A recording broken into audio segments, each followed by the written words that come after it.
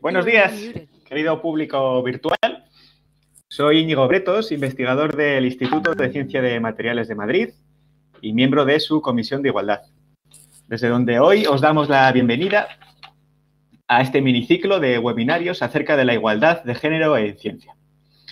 Hoy tengo el placer de presentar a mi paisano, Javier Armentia, que nos va a hablar acerca de la realidad de las personas LGTBIQA+ en el entorno de la ciencia. Pero antes de esto, y para quienes no le conozcáis, pues os daré unas pequeñas palabras sobre Javier. Javier Armentia es astrofísico y divulgador científico.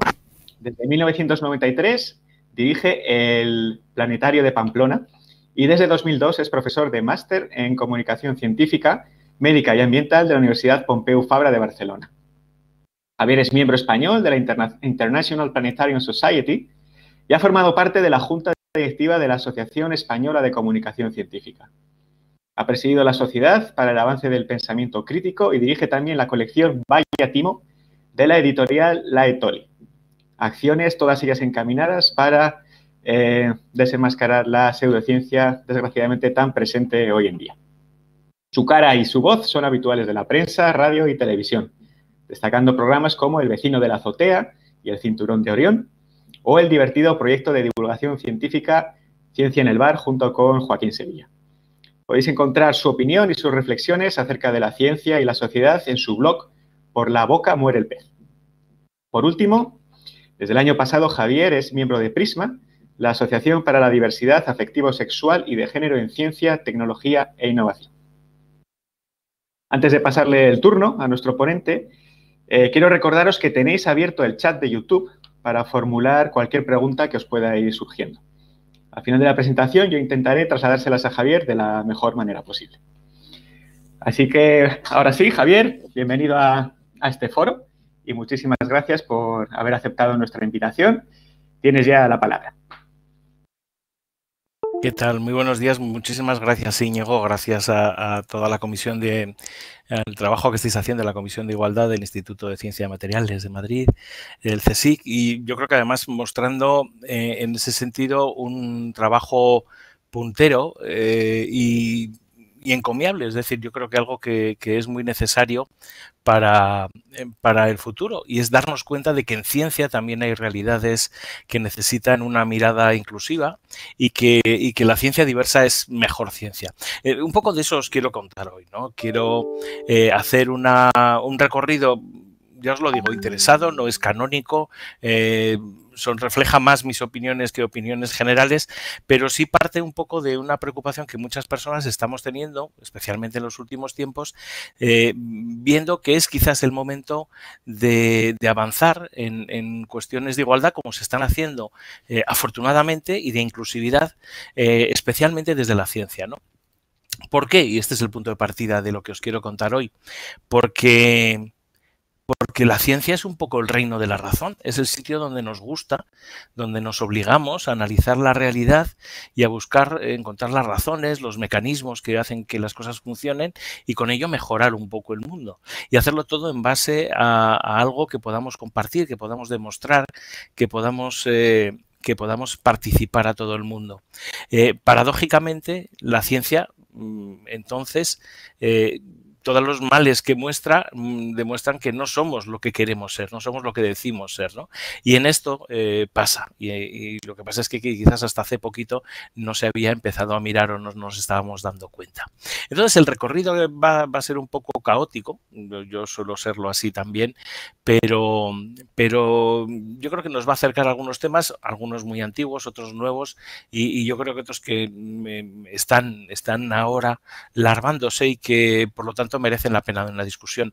Posiblemente me enrolle mucho, pero quiero permanecer así hablando como unos 3/4 de hora. O sea que ya he pasado demasiado tiempo con la diapositiva. Si veis que está aquí proyectado y en cualquier caso está también el acceso a través de un mnemónico de estos de Bitly. La ciencia LGTBIQA es una presentación en Google Docs donde, además de estas diapositivas que vamos a ver, están las notas y las referencias a los artículos de donde se han sacado tanto las imágenes como los comentarios que voy a hacer. Lo digo por si alguien quiere tener un poco como referencia esto. Es un trabajo realizado en parte además por las compañeras y compañeros de Prisma, de la Asociación para la Diversidad Afectivo y Sexual y de Género en Ciencia, Tecnología e Innovación, que es esta asociación que creamos hace un año, de la que también os hablaré un poquito. Quería empezar con una cosa muy graciosa que le pasó a un amigo, como se dicen estas cosas, en uno de esos chats de contactos, en este caso uno de contactos de gays, pues de repente aparece un mensaje, le aparece al usuario un mensaje diciendo: ¿te gustaría dejar de tener esos sentimientos que te hacen una vida miserable y tal, no sé qué, ¿no? Y de un usuario de una web gay, joder, que se llama Psicoelena, ¿no? Esto sí que es, desde luego, algún tipo de perversión sexual no bien descrita. En cualquier caso, quiero decir, lo que uno hace, por supuesto, cuando uno ve un mensaje de estos, lo que hay que hacer es siempre denunciar y tal, porque se incumplen todas las normas de uso de estas webs para personas adultas de contactos, ¿no? Pase lo que pase. Es decir, tú no vas a ir a que te echen una morcega, y menos, claro, lo que pasa es que esta persona no es una desconocida de nuestro país, es una coach que curaba gays, se hacía pasar por psicóloga, aunque las propias asociaciones de psicólogos dijeron que bueno, que lo suyo no era eso, y sí tenía bastante amistad con personajes, no lo tengo por ahí, pero bueno, como el arzobispo de Alcalá y estos sujetos que suelen hablar públicamente y que soportan pseudociencias tan peligrosas como estas de las terapias de conversión, que es lo que venden. Quizás conozcáis esa película que se llama Identidad Borrada, que está basada en el testimonio que está escrito por Garrett Conley en Boy Erased, la identidad borrada, como se llamó en castellano también, y que si algo se sabe y si la ciencia ha podido analizar algo, por ejemplo, todas estas terapias de conversión, es que en la infancia aumenta el riesgo de depresión y suicidio. Sin embargo, mencionaba antes al arzobispo de Alcalá, al obispo, no sé si es arzobispo, perdón, igual estoy subiendo de cargo, a Res Pla, que es obispo, y que junto con una derecha ultracatólica se ha posicionado varias veces a favor de terapias que son homófobas, en un caso bastante llamativo, del que además no acaban de desdecirse, pero que además lo presentan con una base aparentemente científica. Perdonad. Por supuesto, hay comunicados oficiales del Colegio de Médicos de Madrid, posicionamientos médicos sobre las terapias de conversión en nuestro país, también en otros sitios, que muestran que estas cuestiones no solamente no son científicas, sino que son terapias peligrosas. Están basadas en ideologías completamente en contra de lo que sabemos sobre el género, la identidad sexual y todo este tipo de cosas, y además, pues incluso la principal asociación de psiquiatría estadounidense tiene posicionamientos públicos en contra de estas terapias, ¿no? Sin embargo, sabemos que esto se usa no solo en nuestro país, ¿no? Hace un año conocíamos estos retratos del encierro, cómo, por ejemplo, muchas mujeres en Ecuador, además con la connivencia del Estado y de grupos religiosos fundamentalistas católicos, cristianos, perdón, no católicos, son secuestradas, torturadas y sometidas a terapias de conversión. Es decir, lo mismo que pasaba aquí cuando el franquismo y los aislamientos y terapias electroconvulsivas contra gays y lesbianas, ¿no? Vemos que es un fenómeno además que se amplía, y estaba hablando ahora del caso de la homosexualidad, el lesbianismo, pero que cuando llegamos a la realidad trans, pues estamos hablando de una verdadera transfobia política. Quizás reconozcáis este autobús que hace unos años bueno, pateó la superficie bueno, incluso fue hasta Nueva York, creo, con una organización que estaba ahí, pero que generó además un cierto debate social, incluso diciendo mucha gente, como diciendo, ¿qué pasa? ¿Que queréis sexualizar a los niños son niños, si tienen pene, o niñas si tienen vulva, y luego ya verán, ¿no? Es decir, estáis haciendo como una sexualización de la infancia y ese tipo de cosas. Por el contrario, la Organización Mundial de la Salud habla de de una diversidad sexual muy importante desde el punto de vista biológico, desde el punto de vista conductual, desde el punto de vista de relación, que no es en absoluto tan binaria como nos la quieren vender estos. Es decir, la ciencia está hablando de una verdadera diversidad, y negarlo es negar la ciencia. ¿Qué podemos hacer como personas que vivimos en entornos de ciencia y vemos que hay discursos anticientíficos o pseudocientíficos aireándose? Denunciarlo. Yo llevo muchísimos años trabajando en el movimiento escéptico, es decir, apostando por el pensamiento racional y el pensamiento crítico, y realmente una de las luchas del pensamiento científico, del pensamiento crítico, debería, por lo tanto, ser y abordar estas cuestiones también. Se está mintiendo de la misma forma que supremacismos, sexismos y tal, son claramente posicionamientos políticos, pero que además van en contra de los datos y de los hechos de la ciencia, ¿no? Sin embargo, esto no solamente es, como podía pensarse, una característica ligada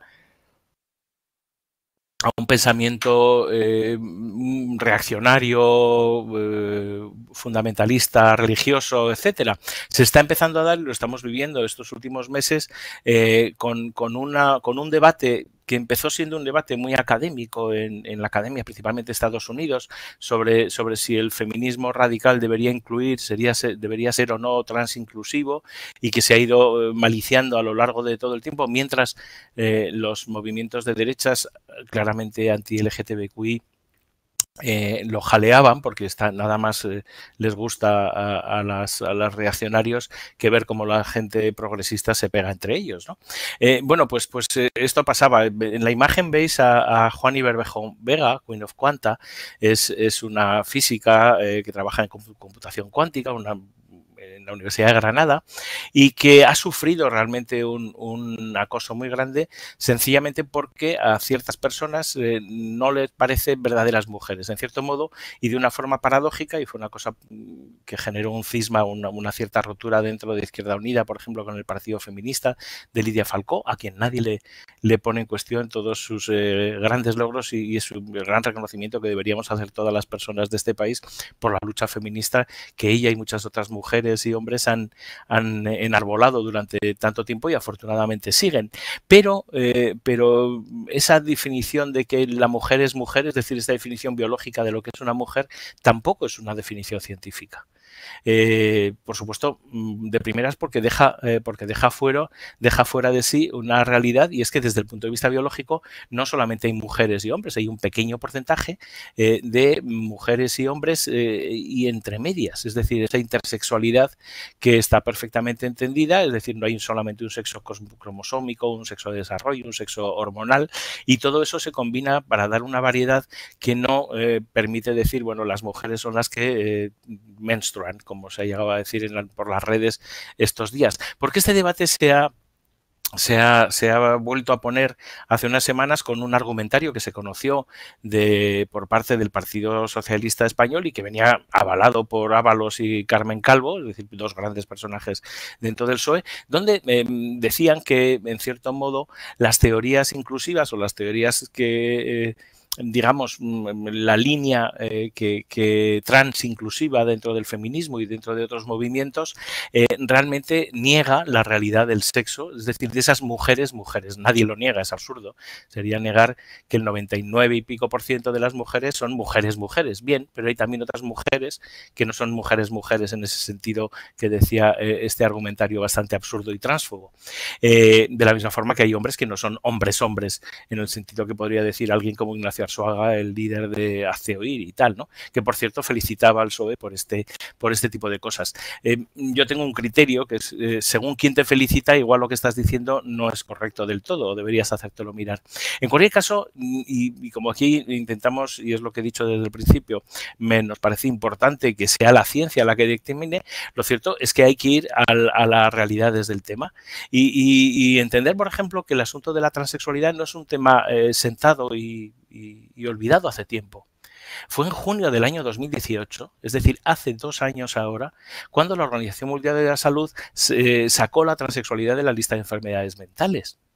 Es decir, estamos viviendo todavía un proceso en el que la ciencia aún no ha tenido, digamos, la valentía de plantarse a pesar de que los datos están ahí. Es decir, actualmente todo el tema de la autodeterminación de la identidad sexual no solamente son conceptos políticos, sino que están bastante bien basados en una gran variabilidad y en un gran muestrario, ¿no? Por eso, en esta asociación de la que os iré hablando de vez en cuando, que es la Asociación para la Diversidad Afectivo-Sexual y de Género en Ciencia, Tecnología e Innovación, llevamos uno de los primeros trabajos que hemos empezado a hacer desde este primer año de fundación, es un análisis, un seguimiento, un cierto observatorio sobre qué publicaciones se están haciendo sobre las identidades trans, por ejemplo, ¿no? Se suele poner trans estrella para dar un poco cabida también a ese gran espectro de la transexualidad con o no reasignaciones de género, etcétera, ¿no?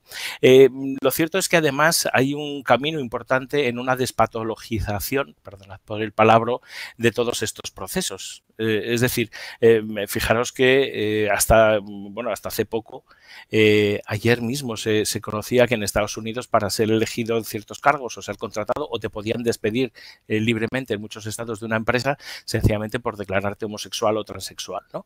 En nuestro país no es mucho más raro. Algunas cosas de estas han estado legisladas o reglamentadas hasta no hace tanto, ¿no? Y ya os digo que en el caso de las identidades trans estará ahí.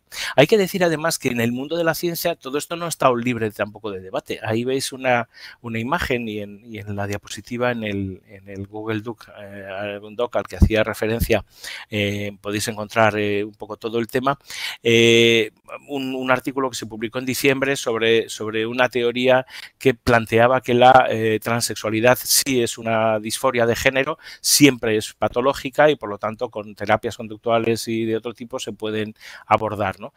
Finalmente este artículo ha sido retractado, primero fue corregido por los autores y finalmente un comité editorial de la revista dijo que no era un artículo para publicar. La pregunta, como siempre, cuando hay un error de este tipo, una retractación de un artículo que no está demostrado y que es falso en sus conclusiones y digamos con una mala praxis en su desarrollo y en su ejecución, una pregunta que se hace es ¿por qué no funcionó el sistema de revisión previo y se llegó a publicar? Pero bueno, este es otro tema que no podemos abordar hoy, ¿no? En cualquier caso, es un tema interesante porque nos muestra que muchas de estas cosas está ahí, ¿no? Hace unos meses se dio a conocer ese estudio WAS de estos estudios genómicos de gran escala y así, digamos, esa especie de big data en genética para encontrar patrones, qué proteínas, bueno, qué nucleótidos pueden estar implicados en las conductas gay, ¿no? Y salió publicado, bueno, seguro que recordáis que hubo hasta un cierto debate en los medios de comunicación, ¿no? Los medios titularon no hay un gen gay, ¿no? Y dices, bueno, pues claro que no lo hay, pero es que nadie ni está ni se le buscaba, ¿no? Lo que pasa es que estas cosas, bueno, pues siguen funcionando así. Nosotros estamos estableciendo también una serie de criterios por los cuales recomendar que cuando se hace ciencia sobre estos temas se sea especialmente cuidadoso, ¿no? Sabemos que gran parte, por ejemplo, de la neurociencia, no solamente neurociencia, también de otras ciencias, que se ha estado haciendo durante muchos años sobre las cuestiones de género, era lo que Gina Ripon calificaba neurosexismo, es decir, estaba conducido por prejuicios más que por intereses claros de ciencia. Nos da la sensación de que a veces parte de esta investigación sobre genes gays, sobre el cerebro de los gays o de las lesbianas, sobre la transexualidad y las disforias de género, está conducido más por otro tipo de intereses espurios que no son científicos. Esto es denunciable y esto, desde luego, no debería convivir con un estudio y con una ciencia que sea más abierta e inclusiva. Porque, mientras tanto, la realidad es que ser LGTBIQA o plus, es decir, por incorporar como esta terminología que viene del Pride, del World Pride de Madrid y que es un poco la que se adoptó para incluir diferentes sabores, digamos, de la diversidad afectivo, sexual y de género en el ser humano, son realidades incómodas para quien las sufre. Os voy a poner algunos de los datos que vamos conociendo. Por ejemplo, se publicó hace unos meses un estudio que se llama ADIM, que avanza en la diversidad LGBT, en este caso en el sector público y privado de varias universidades con una colaboración es un proyecto europeo y en él se puede ver la realidad, por ejemplo, en la realidad empresarial, ¿no? Son estos gráficos, yo sé que lo pongo aquí, esto lo estáis viendo posiblemente en YouTube y no entro, ¿no? En general, la idea es que las situaciones discriminatorias son percibidas más por las personas LGBT, LGTB en este caso, que las personas que no lo son. Es decir, la gente, digamos, que no que no pertenece a uno de estos colectivos, a una de estas minorías, no se da cuenta tanto de que hay una discriminación, a pesar de que la hay. Sin embargo, por ejemplo, se ve también que hay un compromiso laboral similar entre personas no LGBT, no LGTB y personas LGTB, y sin embargo, el sentimiento de aceptación es menor.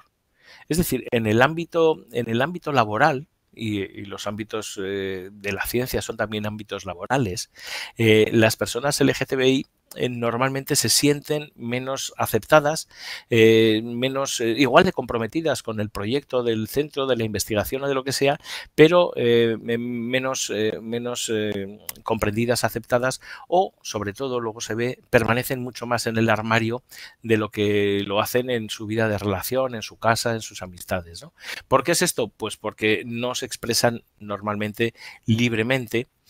¿Y por qué encuentras así? Esto viene de lejos, ¿no? En estudios que se han hecho, por ejemplo, como los que hace Kogan de vez en cuando, han ido haciendo a lo largo de varias temporadas con miles de estudiantes de secundaria y bachillerato madrileños, pero que se ha repetido también en otras comunidades y que existe en otros países. Muchos alumnos, una parte importante de alumnos LGTB, sufren ciberacoso, han sufrido acosos, reciben insultos. Maricón sigue siendo el insulto más popular entre nuestros alumnos y alumnas de secundaria. Las agresiones físicas, agresiones verbales son muy comunes, las físicas menores, pero existen. Y cuando la realidad, cuando estás hablando además de personas trans, estás todavía incrementando todo esto, ¿no? Es decir, la realidad, uno podía echarse un mapa de esto sobre cuáles son las leyes además de la orientación sexual en el mundo y decir, si todo está pasando en un lugar donde tenemos una ley de matrimonio igualitario, donde en principio las leyes nos protegen de los ataques y del bullying y de todas estas cosas, y donde un país como el nuestro, que estamos avanzando en leyes trans o en leyes LGBTI, que son muy importantes también y que yo espero que marquen una realidad a lo largo de este año y el que viene, ¿no? Marcando un país que está ciertamente adelantado en lo social, pero vivimos en una excepción del mundo, en un mundo donde, aunque el matrimonio igualitario se ha ido incorporando a muchos otros países, la homosexualidad está criminalizada como causa de pena de muerte en bastantes países, etcétera, etcétera, ¿no? No hace falta que os recuerde que la situación es esta, ha sido peor. Ahí además también me estoy yendo un poco a las raíces, digamos, antes de llegar a la universidad, antes de llegar a la carrera científica, sabemos que hay un mayor abandono escolar entre alumnos y alumnos, hay una mayor tendencia a suicidio, un peligro de suicidio, y esto está estudiado. Yo digo que no solamente son encuestas, sino que son realidades que normalmente permanecen casi invisibles, ¿no? Visibilizarlas es importante, pero sobre todo favorecer la existencia de estos estudios que se van haciendo no solamente en centros educativos de primaria, secundaria o bachillerato, se están haciendo también en diversos ámbitos universitarios y queremos que se hagan a gran escala y yo creo que esto es una cosa que podremos ver pronto también en centros de investigación con iniciativas como están sucediendo ya en el CSIC, y yo creo que serán muy importantes a la hora de conocer cuál es el estado, ¿no? Hay gente que además esto lo ha sufrido o lo hemos sufrido en nuestras propias carnes, ¿no? Este es un caso de una persona que quizás además habéis visto o habéis leído en esta temporada COVID porque es uno de los expertos, es uno de los, Alfredo Corel es uno de los expertos en estos temas, y entonces le hemos estado hablando de muchas cosas, pero él tuvo un proceso de acoso en su propia universidad precisamente por dos cosas que, en opinión de quienes le acosaban, eran insoportables, ¿no? Ser maricón y ser socialista, como salía en ese titular del Mundo. La importancia de la perspectiva queer en ciencias, sin embargo, está bien atestiguada, ¿no? Lo cierto es que los estudios que incorporan una perspectiva queer, es decir, llamando en este sentido de queer una perspectiva sobre la variedad o la diversidad o la inclusividad sexual, es decir, sobre si son lesbianas, gays, transexuales, bisexuales, queer, etcétera, ¿no? Cuando se incorpora esto, se ve, por ejemplo, que en el caso del tratamiento o de la posibilidad de que la gente tenga un problema mental, cuando se tiene en cuenta que estas personas no son iguales que las otras personas, que son cisgénero, pues mejoran mucho los resultados. Es decir, se tiene que acudir menos a una patologización de muchas cosas y cómo además todas estas cuestiones pueden ser, digamos, alterables. Son cosas cuando se tienen en cuenta, ¿no? Cuando no se tienen en cuenta, vemos, y este es un estudio que se publica en Nature hace un par de años, que hay las personas que pertenecen a minorías sexuales, es decir, ese queer que decía antes en la otra diapositiva, tienden una mayor tendencia, un 7 o un 8%, a abandonar las carreras científicas. En general, la presencia LGTBI es menor en STEM, posiblemente como consecuencia de un mayor abandono, ¿no?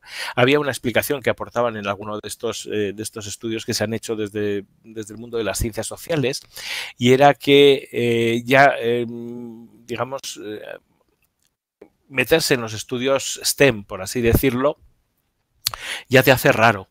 Si además eres raro por la otra dimensión sexual, acumular dos rarezas pues es igual muy complicado. Es decir, no tenemos que pensar que todas las estudiantes, los estudiantes LGTB van a ser además héroes, héroas en su mundo, sino que pueden querer tener una vida muy tranquila, y entonces de la misma forma que hay muchas chicas a las que no se les ve o la propia sociedad les orienta hacia otras cosas, chicas, no te hagas ingeniera, que esto no es para ti y tal, pues en general a las otras personas que sufren esa discriminación añadida, pues también son más proclives a abandonar carreras STEM. Este es un tema que no está bien explicado, que no está bien entendido y que posiblemente tendrá que ver o tendrá que actuarse, sobre el que podrá tener que actuarse en el futuro, y yo creo que es una de las cosas de las que hablaremos luego en un ratito. Es cierto que en los últimos años, en los últimos 15 años sobre todo, se han ido haciendo diversos estudios, no en nuestro país, todavía ya digo que ha habido un par de estudios o tres que se han ido haciendo y se están acometiendo nuevos estudios, pero son clásicos, pues el Queer in STEM, que se hizo hace unos años en Estados Unidos, los que se han hecho en la Asociación de Físicos Estadounidenses, el más reciente del año pasado de las tres grandes sociedades de ciencias, el Instituto de Física, la Real Sociedad Astronómica y la Real Sociedad Química en el Reino Unido, hicieron ese análisis sobre cómo es el lugar de trabajo, cómo son las universidades y los sitios de investigación para los científicos LGBT, ¿no? ¿Cuáles son las respuestas de estos estudios que se han ido haciendo y los que siguen en marcha? Pues que la situación no es fácil, ¿no? Por un lado, hay otra línea de estudios, y esto es importante porque han ido las dos confluyendo o las dos marchando de forma paralela, que es un estudio de cómo la diversidad entendida en un sentido amplio, diversidad racial, diversidad en otros aspectos, diversidad en origen nacional, diversidad sexual, crea una ciencia de más calidad. Es decir, los papers de grupos de investigación diversos son más citados en promedio que los que no son diversos. ¿Por qué? Bueno, pues hay muchas razones subyacentes, pero evidentemente el entorno inclusivo de trabajo, pues puede ser, y yo creo que es, de hecho, una cosa importante. Decía de los estudios que se me había descarajado un poco a estas.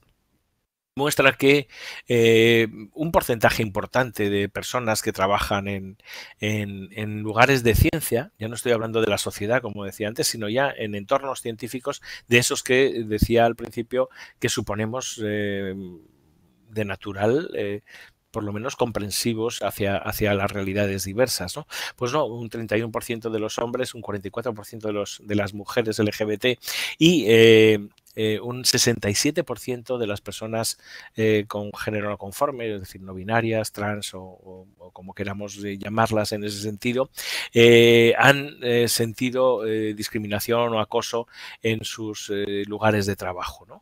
Esto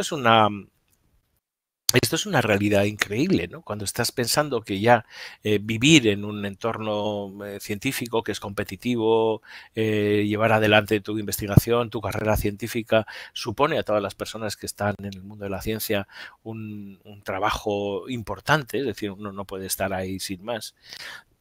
Podríamos hacer chistes, pero no vamos a hacer. Lo cierto es que además cuando eres LGTB, pues tienes como una pesa más, ¿no? Tienes una dificultad. Esto no debía ser así, es decir, yo no tengo la culpa, no tengo que pagar con una peor situación con estar ahí. Muchas personas encuentran eso, han sufrido conductas pues eso, que te apartan y tal, ¿no?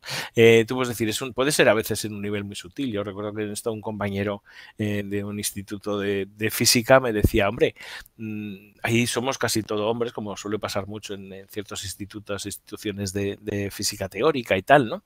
Hay menos mujeres que hombres. Y claro, los chistes suelen ser machistas y todos miramos a otro lado, porque claro, pasa eso. Pero es que también hay chistes de mujeres y chistes de maricones. Y luego se ponen a hablar de qué van a hacer, dónde se van de vacaciones con la mujer y los niños y claro, ponerte a decir que tú te vas a ir con tu marido por ahí a una playa griega, pues ya podría ser el colmo, ¿no? Normalmente no se dice, es decir, ¿qué es lo que pasa? Que la gente está mucho más armarizada de lo que pasa, ¿no? Me voy pasando un poco por encima, son conclusiones, son imágenes de este tipo de estudios, pero está ahí. Fijaros que uno de los resultados es que menos del 60% de la gente está fuera del armario en ciencia. Desde luego, mucho menos de lo que están en su vida de relación o en casa. ¿Por qué? Porque mejor ser normalito y no dar mucha guerra en el instituto, que ya tenemos lo que tenemos, ¿no? De hecho, en algunos estudios donde se preguntaba específicamente por eso, a 1 de cada 3 personas en el mundo de la física y en Estados Unidos se le aconsejaba seguir en el armario o por lo menos no dar mucha guerra. Es decir, mira, tú haz lo que quieras en tu vida privada, pero no nos castigues con ello, ¿no? Esto es una cosa terrible porque si nos pensamos, a las personas con las que convivimos y con las que trabajamos, les castigamos muchísimo con nuestras realidades y nuestra vida de relación, y eso es bueno. Es decir, no somos máquinas y tal. Pedir a unas personas que por su orientación, por su forma de vida o su estilo de vida no puedan contar nada, es ciertamente discriminatorio, ¿no? Esto es mucho más grave en el caso de las personas trans, ¿no? Y también, como os decía, casi un 10% de abandono, digamos, en los estudios que está ahí. ¿Cómo se podría mitigar un poco esto de lo que estábamos hablando? Una opción es algo que me movió además de hace 3 años a comenzar un pequeño trabajo, que luego han seguido otros afortunadamente, porque yo con los blogs me canso mucho y tengo muchas tonterías que hacer y luego no sigo. Pero en cualquier caso nació Ciencia LGTBIQ, entonces no le puse la A, pero es porque compré así el dominio, que intentaba, uno de los trabajos era visibilizar referentes. Cuando no sabes de personas LGTBIQ que están en el mundo de la ciencia, no las tienes como posible referencia, ni entiendes, ni tienes por qué saber cuando eres joven que eso es una cosa que tú sí puedes hacer, ¿no? Todo este discurso se ha explicado muy bien en algo tan flagrante como la cuestión de género, pero también es bastante aplicable o trasladable en otras circunstancias a la ciencia que está ahí. Hace unos años, por ejemplo, se promovió el 500 Queer Scientists, un movimiento mundial que a través de Instagram y de páginas así, pues dices, mira, yo me muestro, ¿no? Nosotros en Prisma lo hemos hecho también alguna vez. Hay muchas personas, uno siempre te pones a pensar, y esto pasa como cuando te preguntaban, ¿tú conoces alguna gran científica mujer? Y todo el mundo decía, hombre, sí, Marie Curie, ¿no? Y dices, hombre, sí, Marie Curie está muy bien y súper guay, pero hay muchísimas más y las tenemos aquí, están tal, ¿no? Bueno, pues con el mundo LGTBIQ pues pasaba un poco parecido cuando decías, ¿tú conoces algún científico que...? Dices, hombre, sí, Alan Turing, ¿no? y Alan Turing está muy bien, está guay, pero hay muchísimas más personas, ¿no? Aquí tenemos unas cuantas, no me voy a centrar en esto, afortunadamente esto empieza a estar y además dentro de unos días vamos a seguir trabajando para que se vea, ¿no? Hace unas semanas una periodista científica y buena amiga en este sentido, nos propuso y empezó a hacer una serie de entrevistas con científicas de nuestro país, científicas LGTBIQA, y que ha llamado Ciencia Arcoiris. Os recomiendo mirarlo porque veréis un montón de personajes, la verdad es que muy simpáticos y además contando historias, yo creo que merecen la pena, ¿no? Una de estas personas es Sasi, es Mario Peláez, que con el drag ha llevado a la divulgación científica pues una cierta extravagancia, ¿no? Que también pues hay un canal de Scenio TV donde hay jóvenes divulgadoras y divulgadores científicos que también están visibilizando esa ciencia que ellos llaman mamarracha, ¿no? No es una cosa nueva.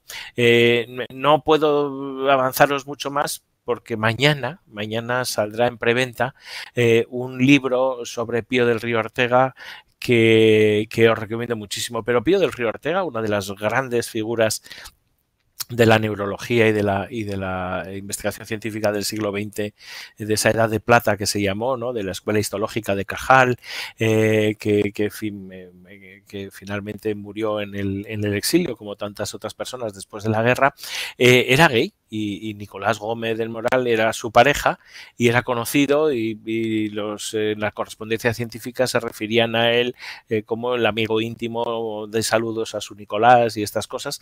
Es decir, en una época antes de la Guerra Civil que ciertamente España era un país mucho más abierto en algunas cosas de lo que incluso es ahora, ¿no?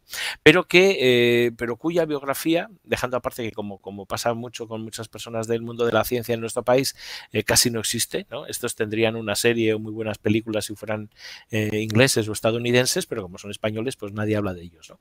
Quizás la gente de Valladolid conozca mucho a Pío del Río Ortega porque el hospital de Valladolid se llama ahí y al fin y al cabo, pues en Valladolid se ha hecho un intento más de recuperar a esta gran figura de la ciencia, ¿no? Pero lo cierto es que, dejando aparte que se enfrentara con Cajal, con su gran mentor y gran mentor de la industria, de la Escuela Histológica Española, también aquí como se recogía en una investigación en español de hace un año y algo, se peleó con Cajal no solamente por eso, tuvo también problemas por ser republicano, es decir, por cuestiones políticas y por sus posicionamientos políticos y que también por su orientación por ser gay, con lo cual pues un poco lo teníamos todo, ¿no?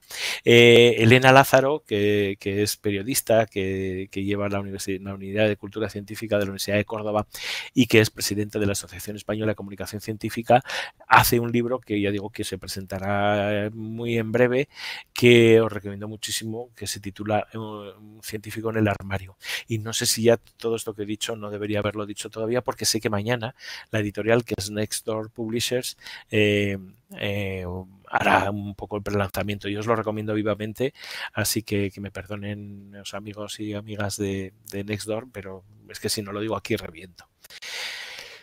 Hay gente, sin irnos tan atrás en el tiempo, hace un año salía esta entrevista a Marina Logares, matemática, que está ahora aquí en España, entonces estaba en Inglaterra, donde además de matemática ejerce un importante activismo por la ciencia LGTBI, es decir, la visibilización de estas personas como referentes, ¿no? Además, bueno, ya cuando es alguien tan sandunguero y simpático como Marina, pues más, pero no hace falta ser como Marina o como Sasi, ¿no? Hay gente sosita y tal que también merecemos ser exhibidos o que se sepa públicamente de nuestro trabajo en pos de esa visibilización y sobre todo de esa inclusividad en ciencia, ¿no? Vuelvo un momento a Marina porque ella decía que como mujer, como matemática y como lesbiana tiene bastantes invisibilidades metidas juntas, ¿no?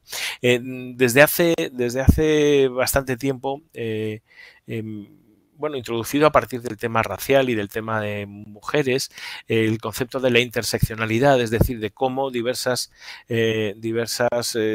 cuestiones en las cuales se te aparta, se te discrimina o se te invisibiliza, suman siempre y multiplican, ¿no? Es decir, en este caso, mujeres, lesbianas, mujeres de ciencia se juntan. En el caso de las trans de ciencia, esto pues pasa lo mismo, ¿no?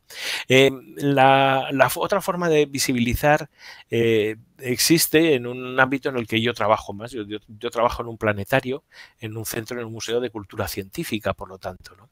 Estos museos de la ciencia muchas veces han permanecido o han estado ciertamente aparte o transparentes de una realidad queer, ¿no? Afortunadamente esto va cambiando. Hace un par de años nos propusieron y jugamos un poco con en el Museo Nacional de Ciencias Naturales a hacer una pequeña relectura de algunas de las exposiciones que estaban, incorporando unas cartelas, que veis aquí algunas de ellas, que hablaban de la diversidad sexual en el mundo animal. Es decir, el Museo Nacional de Ciencias Naturales tiene una gran colección naturalística, donde aparecen ejemplares de especies en las que hay intersexualidad, en las que hay homosexualidad, en las que hay conductas poliamorosas y muchas otras, ¿no?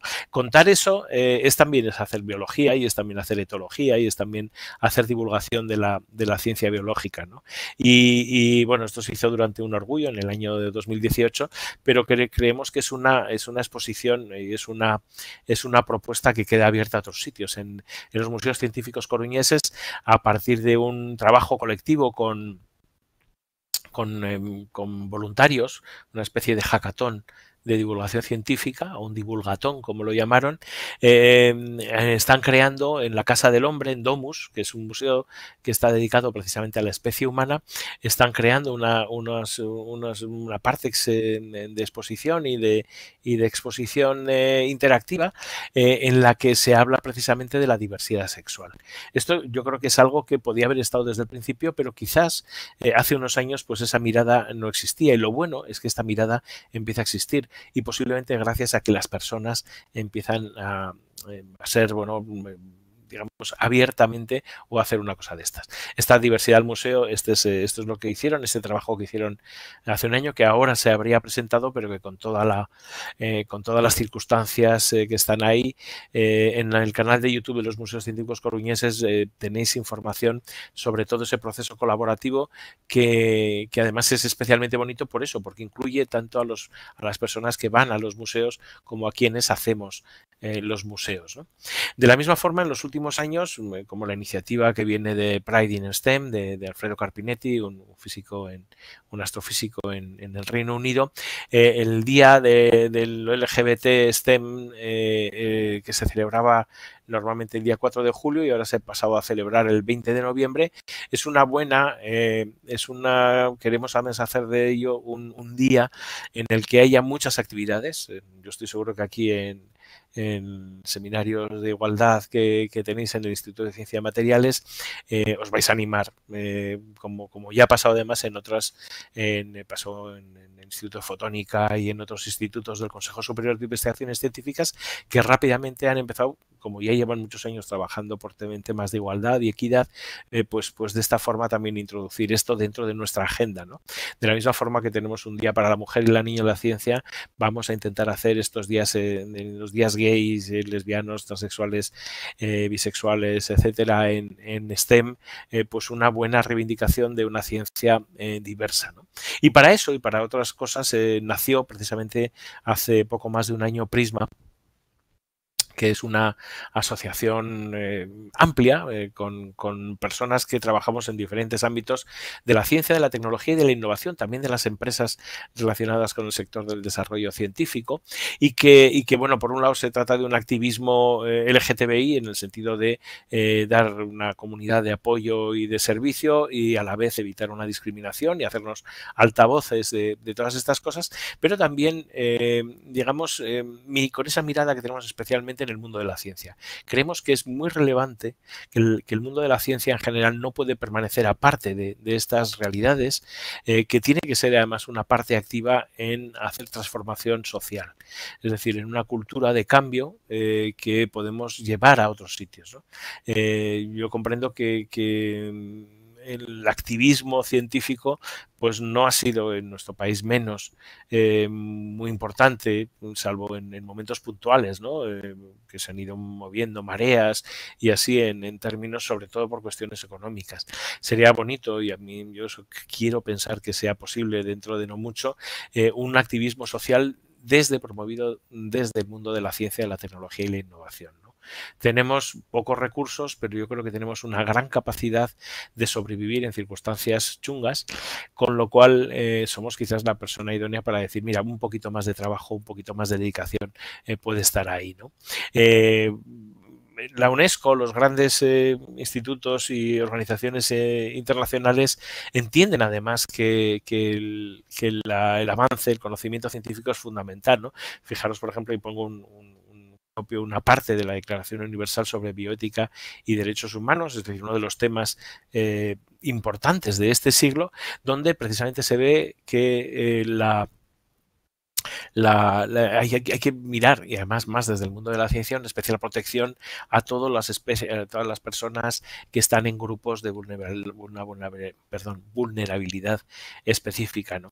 Un poco para eso nació eso, ¿no? Y pongo, si me queréis afiliarse, prismaciencia.org, pero no venía a hacer propaganda, sí a proponeros que participéis también en actividades. Es decir, una de las cosas que queremos empezar a hacer, y esto va a ser el próximo sábado 27, con motivo de las diferentes actividades que van a girar un poco en torno al orgullo, es hacer una editatona, un editatón o editatona de científicos LGTBIQA+, que sobre todo pues personajes de la historia de la ciencia que no tengan una entrada, en cuya entrada no se haga constar, por ejemplo, en la del Pío del Río Ortega no se hace constar que tuvo una pareja con la que vivió y con la que tenían departamento en Buenos Aires y vivieron muchos años juntos, ¿no? Y que fue fundamental además en sus momentos duros y en sus momentos buenos como científico y así. Contar esas cosas, referenciarlas al estilo de una enciclopedia es un trabajo divertido y serio, ¿no? Y yo os propongo que si hay gente que quiere esté ahí, pero también colaborar con otras actividades de visibilización que estamos haciendo y también con estudios que queremos hacer, ¿no? Todo esto de la COVID ha trastocado los plazos y los tiempos de muchas cosas, pero hay un desarrollo de legislación que LGTBIQ en nuestro país en el que Prisma quiere y está colaborando.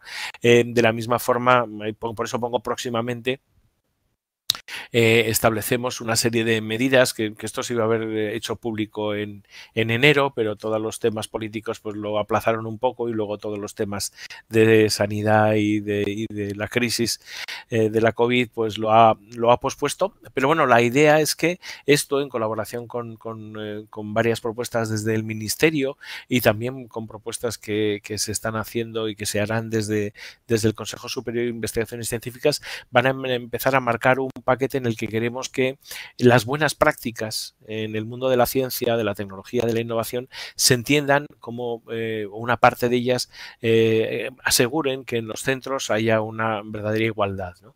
Y esto yo creo que es un trabajo interesante y que hará que pues posiblemente un seminario parecido dentro de un año o dos pueda ser afortunadamente diferente y empecemos a contar muchas más realidades.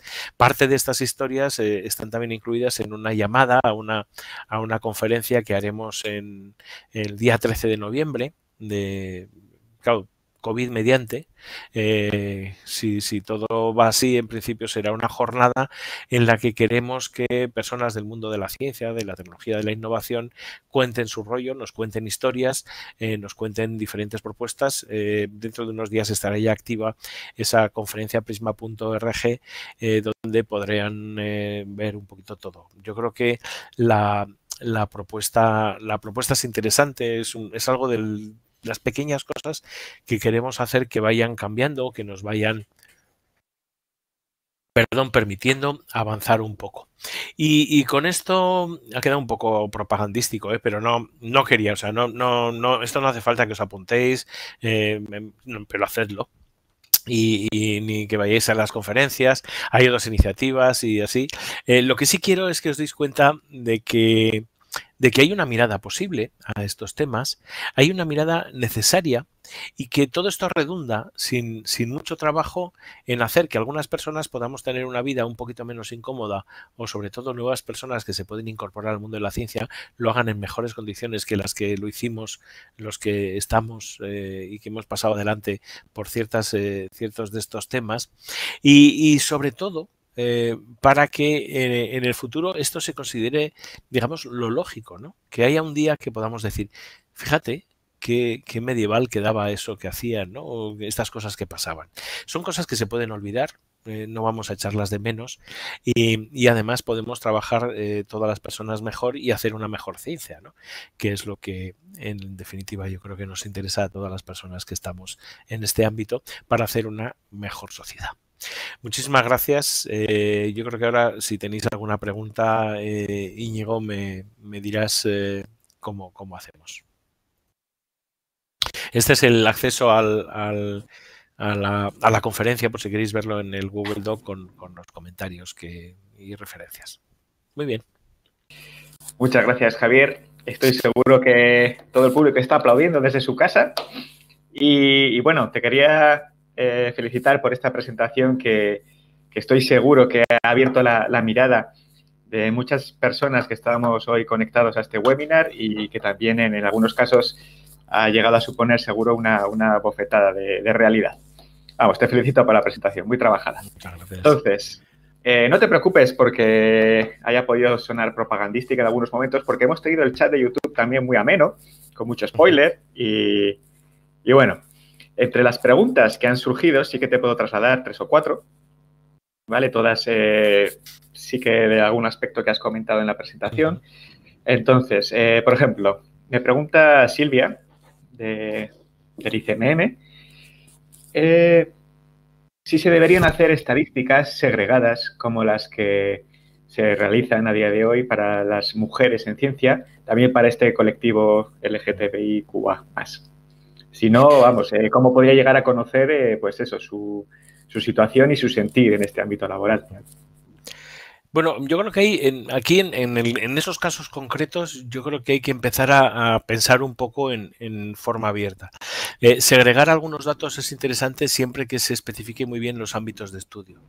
Es decir, tengamos en cuenta que hacer datos sobre opiniones religiosas, sexuales y tal, supone generar datos con un nivel de protección muy alto, lo cual es lógico porque vete a saber quién, las cosas no tienen, las tornas no tienen por qué cambiar, pero igual un día esos datos podían convertirse, como estoy pensando como pasó en la República y posteriormente con el franquismo, en esas listas de personas que estaban tal, se convirtieron en listas de qué personas vamos a asesinar. Evidentemente estamos hablando con datos que son sensibles, visto que vivimos en un mundo sensible a esto, pero yo creo que sí tenemos que empezar a hacerlo. Nosotros, por ejemplo, en el planetario desde hace un tiempo, para inscribirte en una actividad tienes un cuestionario donde segregamos por género, porque sí estamos trabajando, por ejemplo, en temas con proyectos como Planeta STEM para la inclusión de mujeres y de niñas, especialmente en actividades tecnológicas y todo esto, y entonces nos interesa ver un poquito cómo va esos asuntos. Pero incorporamos también una tercera opción no binaria. Es una cosa que cuesta muy poco. Al introducir un cuestionario donde segregas género, poder poner un no binario o un me siento más acorde con, o como se incorpora en muchos cuestionarios en universidades británicas o anglosajonas, cuáles son mis pronombres. Es decir, este tipo de cosas generan sobre todo una visibilidad de que quien está haciendo ese cuestionario, quien está segregando esos datos, es sensible hacia una realidad diversa. Esto es muy importante. Yo creo que esto es obviamente un valor a punto. Ahora bien, segregar los datos así a lo loco solamente cuando vayan a tener una utilidad de estudio. Es decir, si con eso lo que vamos a crear es facilitar que las personas, que haya menor segregación o menor discriminación, perdón, o que haya menor acoso, o que puedan establecerse comités de apoyo en muchos centros, estaría bien, ¿no? Fíjate, en el servicio pediátrico del Servicio de Salud británico salió hace año y algo una iniciativa muy sencilla y voluntaria, que era el personal sanitario que estaba en los hospitales pediátricos, en los centros de consultas y tal, que normalmente tienen un contacto muy directo con menores. Se propusieron usar el logo del NHS, del Servicio de Salud, con un arco iris debajo. Y entonces lo llevaban en la bata. Era una forma de decir, yo soy una persona LGTB friendly, donde puedes dirigirte a mí en eso. Bueno, pues consiguieron de repente hacer un verdadero cambio y encontrar que había un montón de población infantil que no se dirigía al personal sanitario avergonzada o por miedo a una posible respuesta negativa, que es lo que pasa muy habitualmente. Esa visibilización de esos arcoíris en los institutos creó de repente una línea empática que es muy buena, principalmente para la salud de las personas. Es decir, no es tan complicado. No digo ahora que en todos los institutos científicos la gente se ponga unas chapas con arcoíris, pero igual algunos días no estaría mal, de la misma forma que visibilizamos otras reivindicaciones, otras actividades, el decir, oye, estamos aquí y somos inclusivos. Un cartel a la entrada de un instituto de investigación, de una universidad, declarando que este es un lugar libre de transfobia, de LGTBI-fobia, etcétera, quizás en un país como el nuestro es importante. Y son cosas pequeñas que igual no tienen que ver con segregar los datos, pero sí con ir creando un ambiente que sea ciertamente inclusivo y donde al final esos datos podamos darlos con cierta confianza de que van a ser para buenos estudios, no para mayores discriminaciones. Vale, muchas gracias. Pues creo que queda muy clara la respuesta y tu opinión. Pregunta Silvia también, una pregunta rápida, ¿qué crees tú que puede haber detrás de este colectivo LGTBIQA para que estudie menos disciplinas STEM que el heterosexual? Ya decía que no sé, porque tampoco se ahondaba, es decir, las investigaciones que hay y hablan de una cosa diferencial, ¿no? Desde un punto de vista interseccional lo que pasa es eso, ¿no? Es una discriminación añadida. Si ya voy a ser el rarito de clase porque soy el empollón, si además soy el maricón y empollón, pues lo llevas peor que si solo eres gordo o empollón, ¿no? Yo como lo tengo todo, pues me lo digo así con cierta gracia. Pero yo creo que es un poco eso, es el miedo a ser excluido por ser diferente, ¿no? Hay que tener en cuenta que un déficit importante en nuestra sociedad y sobre todo en el sistema educativo es cómo se gestiona la acogida de las personas que son diferentes a nosotros. Esto lo estamos viendo en los temas de inclusión con inmigrantes, con personas racializadas, etcétera. Lo estamos viendo con LGTBIQ, con trans, etcétera, ¿no? Especialmente. Yo creo que va un poco por ahí. Muchas gracias. Pasamos a Lenny, también del ICMM. Pregunta qué acciones pueden llevarse a cabo en los centros de investigación para ayudar a que este colectivo pues, se sienta más cómodo. Bueno, decía eso, ¿no? El que se sepa, el que se visibilice que esto es así. Desde luego, las recomendaciones habituales, por ejemplo, hay una cosa que una pequeña, no investigación, una pequeña consulta que hice hace 3 años a las sociedades científicas españolas, ¿no? Las 70 y pico que están reconocidas o que forman parte de la Confederación de Sociedades Científicas Españolas, ¿no?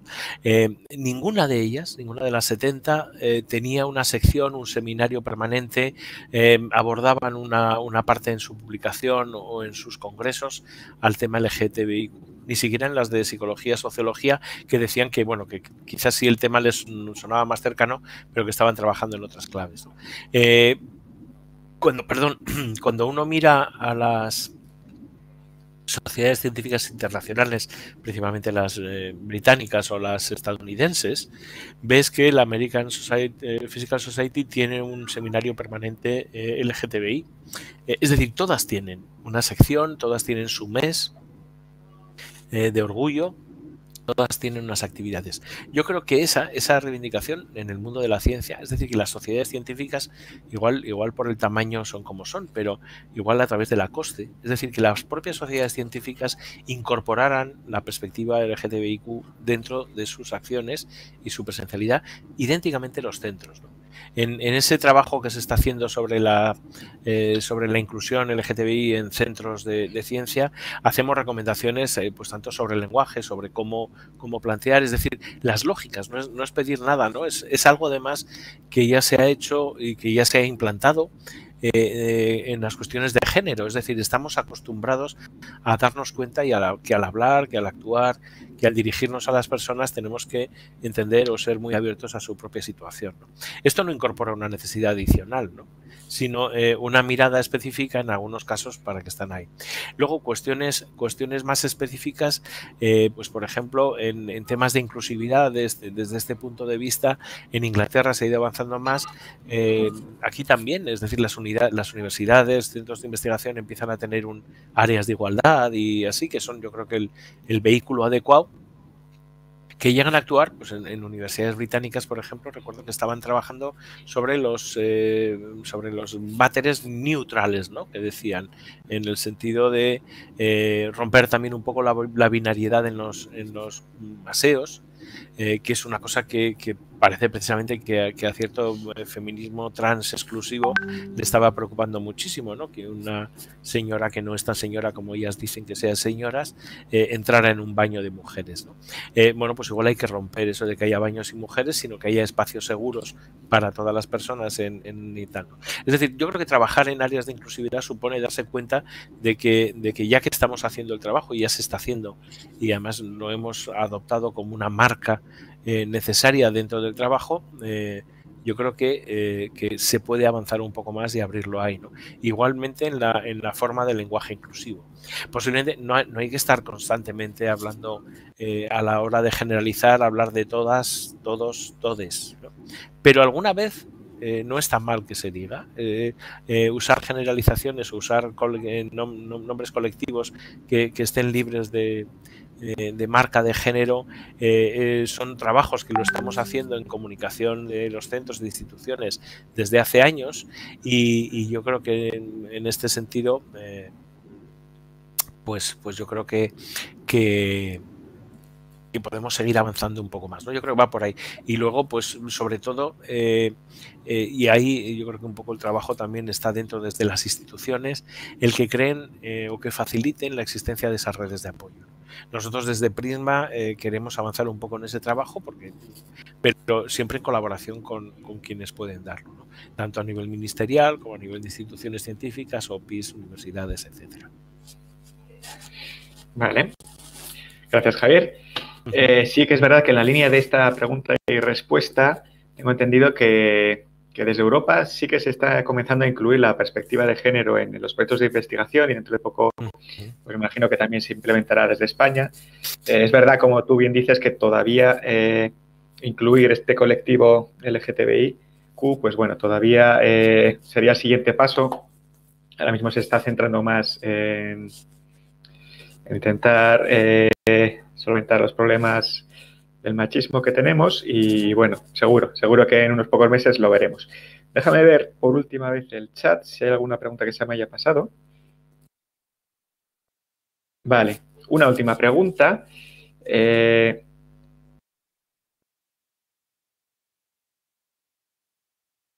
Bueno, creo que la he entendido. Me pregunta si desde el CSIC tú sabes si están haciendo algo en materia de integración y de fomentar la realidad de este colectivo. ¿Alguna iniciativa, actividad? Estaba ahora justo mirando y tal. Recuerdo, por ejemplo, en el Instituto de Física, en el Instituto de Óptica, lo he dicho antes de fotonía, el Instituto de Óptica del CSIC, sé que se había estado trabajando, hicieron alguna cosa, de hecho hicieron una exposición también en el año pasado.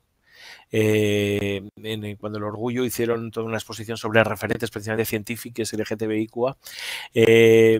Ha habido iniciativas, yo no sé si igual vosotros sabéis más desde las áreas de mujer y ciencia y de igualdad en el CSIC, yo sé que se está trabajando, ¿no? Ya digo que todo esto es avanzar cosas de las que no sé más, que he oído algo y que se estaba posponiendo, pero precisamente nosotros llegamos a hacer un anuncio porque a comienzos de enero en la sala de prensa del CSIC se iba a presentar por parte del Ministerio de Ciencia e Innovación con el CSIC y con Prisma. Nosotros íbamos a presentar nuestras medidas que están un poco ahí pensadas para todos los centros, pero que sé que desde CSIC se iban a presentar programas específicos y también desde el Ministerio, ¿no? Como todo esto lleva unos caminos muy así, yo no puedo decir más que esto fue noticia, esto se dijo que iba a suceder y seguimos esperando porque se ha pospuesto por las circunstancias actuales, ¿no? Yo espero que cuando se retomen estas cosas, pues se puedan contar. O sea, que estas preguntas que decían, que yo me estaba refiriendo varias veces a ese tipo de programas y es lo que he oído, no puedo saberlo más.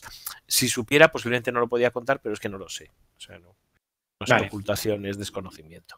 Estamos todos igual. Vale, pues yo creo que dejamos aquí ya el turno de preguntas. Te doy las gracias otra vez, Javier. Ha sido un placer, de verdad. Te traslado la más sincera enhorabuena, aplausos y palabras cariñosas del chat que hemos tenido en YouTube. Luego seguro que tendrás la oportunidad de leerlo. Y quiero hacer un último anuncio a este público que tenemos conectado, y es que continuaremos con este miniciclo de webinars organizados por la Comisión de Igualdad del Instituto de Ciencia y Materiales de Madrid el próximo miércoles 1 de julio con una mesa redonda que va a tratar sobre fomentar la igualdad de género desde los centros de investigación. Entonces, con este anuncio ya aquí lo dejamos, me despido, un saludo para todas las personas que han estado conectadas y nuestro webmaster puede cortar ya la conexión de YouTube. ¿Vale? Bueno, acordad de lavaros las manos. Muchas gracias. Exacto.